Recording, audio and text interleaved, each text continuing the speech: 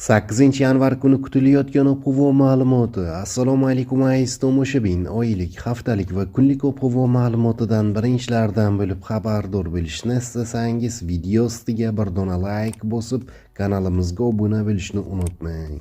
O'zgidromet 8-yanvar payshanba kuni uchun ob-havo prognozini e'lon qildi. Unga ko'ra, Toshkent shahrida havo o'zgaruvchan bo'ladi.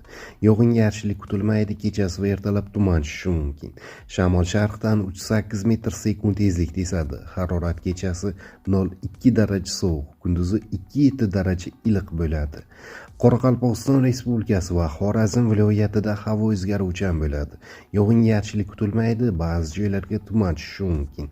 Shamol sharqdan 7-12 metr sekund tezlikda esadi. Harorat kechasi 3-8 daraja sovuq, kunduzi 1,6 daraja iliq bo'ladi. Buxoro va Navoiy viloyatlarida havo o'zgaruvchan bo'ladi. Yog'ingarchilik kutilmaydi, ba'zi joylarga tuman tushishi mumkin. Shamol sharqdan 7-12 metr sekund tezlikda esadi. Harorat kechasi 0,5 daraja sovuq, kunduzi 5-10 daraja iliq bo'ladi.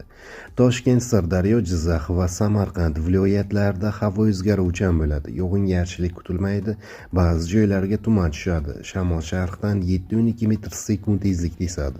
Harorat kechasi 0,5 daraja sovuq, kunduzi 5-10 daraja iliq bo'ladi.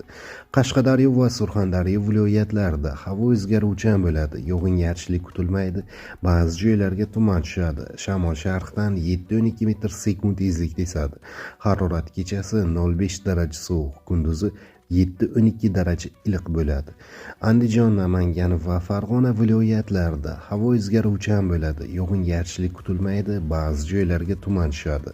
Shamol sharqdan 5-10 metr sekund tezlikda esadi. Harorat kechasi 0,5 daraja sovuq, kunduzi 3-8 daraja iliq bo'ladi.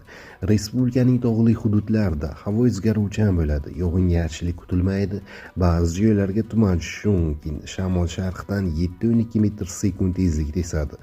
Harorat kechasi 3-8 daraja sovuq, kunduzi 2-7 daraja iliq bo'ladi.